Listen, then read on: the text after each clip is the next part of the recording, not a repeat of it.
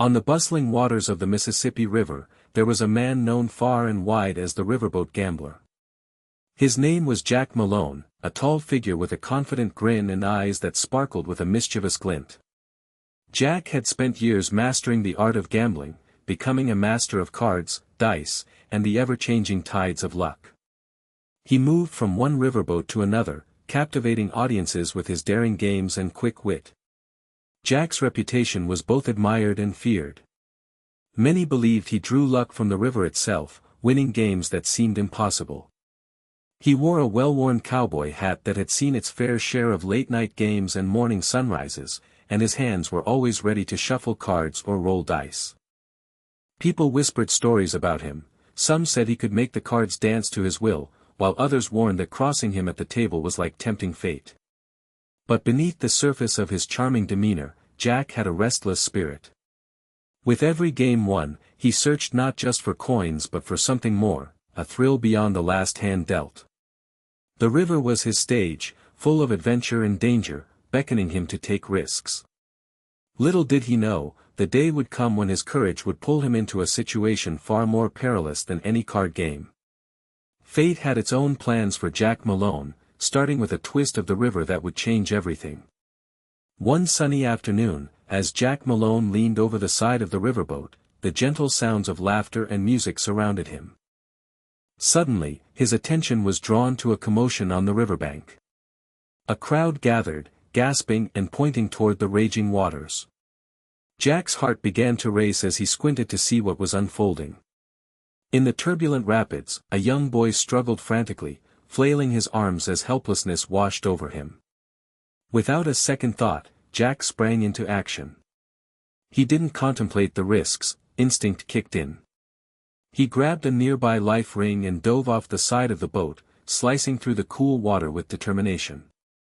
The current was fierce, pulling him downstream, but Jack pushed himself harder. Thoughts of card games and dice rolled away. This was a different kind of gamble, the stakes were much higher. As he reached the boy, Jack shouted words of encouragement, urging him to keep kicking.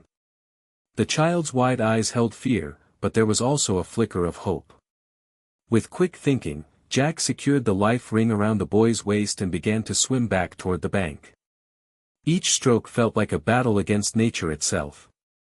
Finally, with every ounce of strength, Jack pulled them both onto solid ground.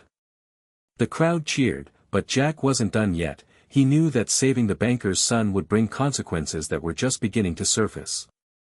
As Jack plunged into the icy grip of the Mississippi River, the cold took his breath away, but he pressed on.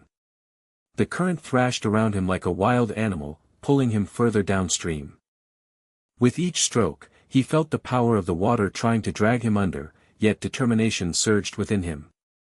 He couldn't let fear take over, all that mattered was saving the boy. Ahead, he spotted the child, who was gasping and flailing, clearly growing weaker. Jack's heart raced as he shouted encouraging words, hoping to instill some strength in the frightened boy. "Hold on, I'm coming," he yelled, his voice barely audible over the roar of the rushing water. Jack fought against the waves, every muscle straining as he swam closer. He could feel his own body growing tired, but desperation fueled his resolve. Finally reaching the boy, Jack quickly assessed their situation. The child's eyes brimmed with tears and panic. In that moment, Jack's quick thinking kicked in. He grabbed one of the life rings tied to a rope hanging off his belt. With practiced precision, Jack secured the life ring around the boy's waist and firmly shouted, "Kick. I'll pull you." As they began their fight against the current together, Jack felt both fear and adrenaline surge through him. Every pull toward safety seemed like a monumental victory against an angry river that didn't want to let them go. After what felt like hours of battling nature's force, they finally reached solid ground. Breathing heavily, Jack collapsed onto the bank alongside the stunned boy, their survival earned through sheer grit and bravery, but trouble was still on the horizon. As Jack caught his breath on the riverbank, the crowd that had gathered slowly dispersed, their praises ringing in his ears. But amidst the cheers, one man stood apart, seething with rage. This was William Carlyle, the wealthy banker whose son Jack had just rescued. Tall and imposing, with a face marked by a permanent scowl, Carlyle watched the scene unfold from a distance, his anger boiling just beneath the surface. His expensive suit contrasted sharply with the muddy bank, and his hands clenched tightly at his sides. For Carlyle, the image of his son gasping for air in the treacherous waters haunted him. While he was grateful to Jack for saving his boy's life, jealousy and fear twisted into fury as he thought about someone like Jack Malone, a gambler, having the audacity to aid his family. Without a moment's hesitation, Carlyle turned to his trusted hired gun standing nearby, a group of tough-looking men with cold eyes and quick hands. "Get that gambler. I want him taught a lesson," he barked, his voice sliced through the air like a whip.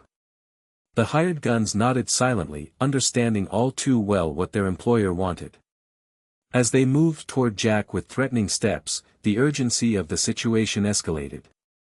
Jack was still gathering himself from the ordeal when he heard whispers of danger circling around him. The cheers grew quieter as tension filled the air, setting the stage for a confrontation that would soon erupt into chaos. Jack Malone staggered onto the dock, his body heavy with exhaustion and adrenaline. The cheers from the crowd still echoed in his ears, but that joy quickly faded as he turned to see a menacing sight. Standing before him were William Carlyle's hired guns, their expressions hard and unyielding, effectively blocking any path to escape. The sun cast long shadows on the wooden planks, making the atmosphere feel even more ominous.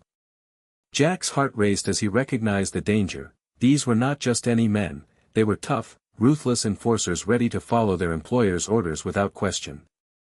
He could see the tension in their shoulders, the way they shifted on their feet, poised for action. "Jack Malone," one of them growled, stepping forward with a smug smile that didn't reach his cold eyes.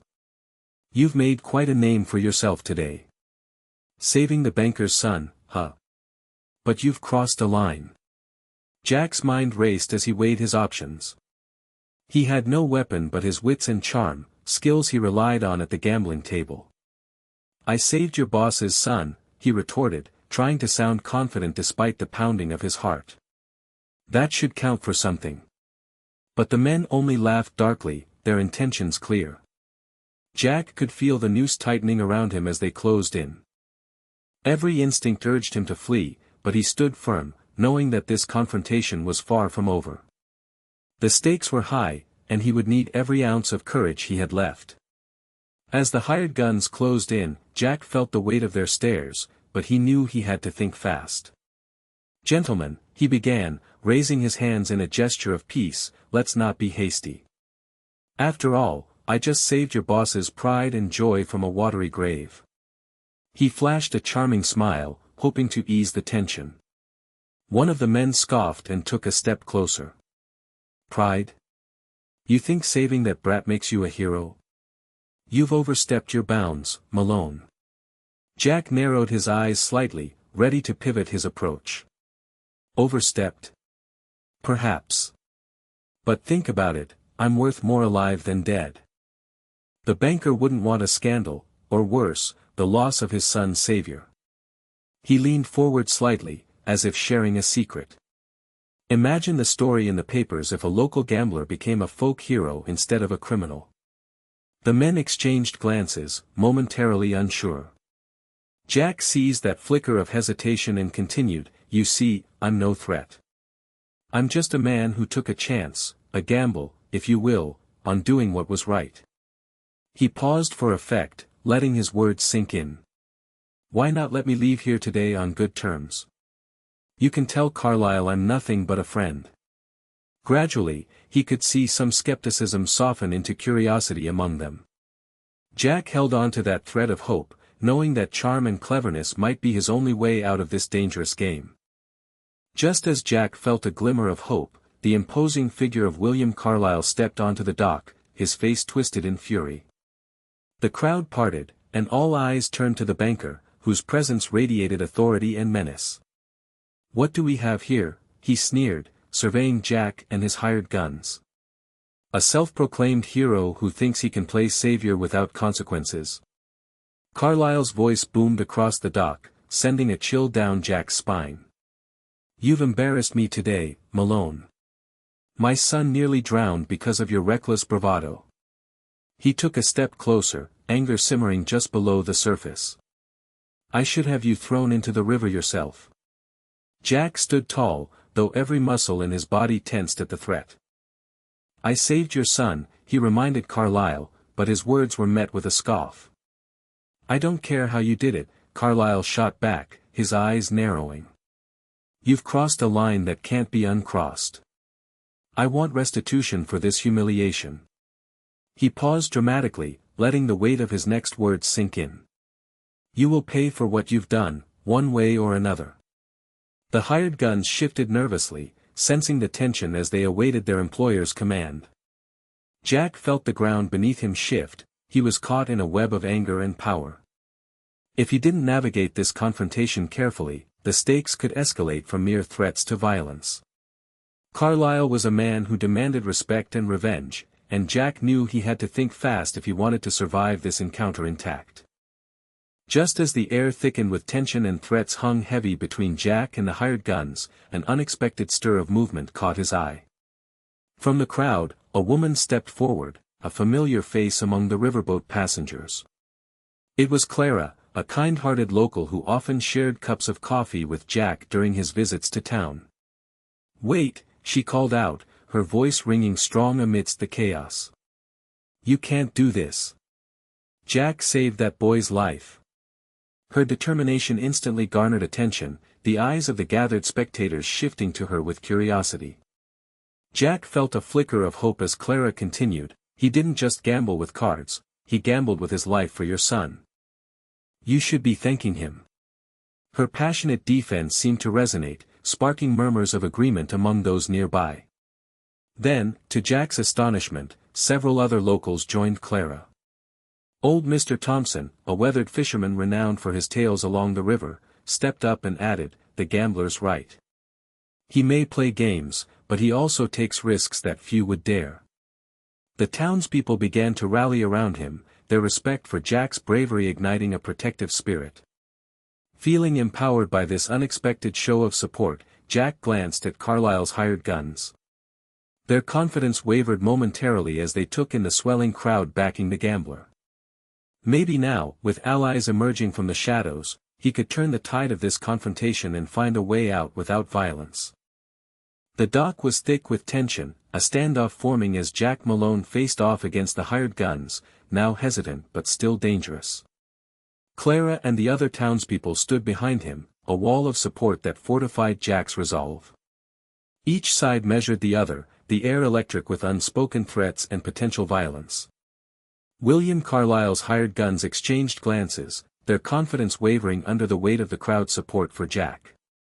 Yet they were still ruthless men, hardened by years of serving the banker's whims. One stepped forward, his hand resting on his holstered weapon. You think a few townsfolk can protect you, he sneered at Jack, eyes glinting with menace. You don't know what you're up against. Jack felt the heat of the moment pressing down on him. I know exactly what I'm up against, he replied, his voice steady despite the pounding of his heart. But I also know that bravery isn't just about brawn, it's about standing up for what's right. As he spoke, he caught Clara's encouraging nod from behind him, giving him strength. The crowd murmured in agreement, their voices a soft chorus backing him up. Let's not make this worse, Jack urged, his eyes darting between the hired guns and Carlyle, who stood off to the side, simmering with rage. We can settle this without bloodshed. But as the silence stretched and the tension mounted, it was clear that both sides were ready to fight for their beliefs. The dock became a battlefield of wills, each heartbeat echoing like a drumroll leading to an inevitable clash. In the heart of the standoff, the tension reached its peak when William Carlyle stepped forward, his face a mask of fury and desperation. But then, unexpectedly, he paused, looking at the townspeople who had gathered to support Jack. Their expressions were firm and resolute, and for a moment, Carlyle seemed taken aback by the unity displayed before him. Enough, he finally shouted, his voice shaking with anger yet laced with uncertainty. I won't have my family's name dragged through the mud because of this gambler's reckless behavior. Jack seized the moment. You're right, Mr. Carlyle, he replied with calm resolve. But think about your son's life. Today, I acted out of courage, not malice. We can walk away from this without further bloodshed if you choose to let it go. The crowd murmured, and Clara stepped forward again. Your son is safe because of Jack. Is vengeance worth more than his life? The banker's eyes flickered between Jack and the townsfolk, weighing his options. Finally, in a surprising turn, Carlyle relented slightly.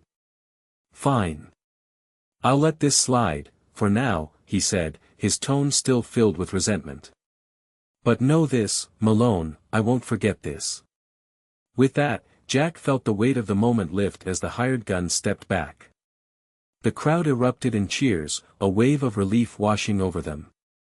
While Jack had narrowly escaped the threat of violence, he understood that this confrontation had forged unexpected alliances and revealed the strength found in community support.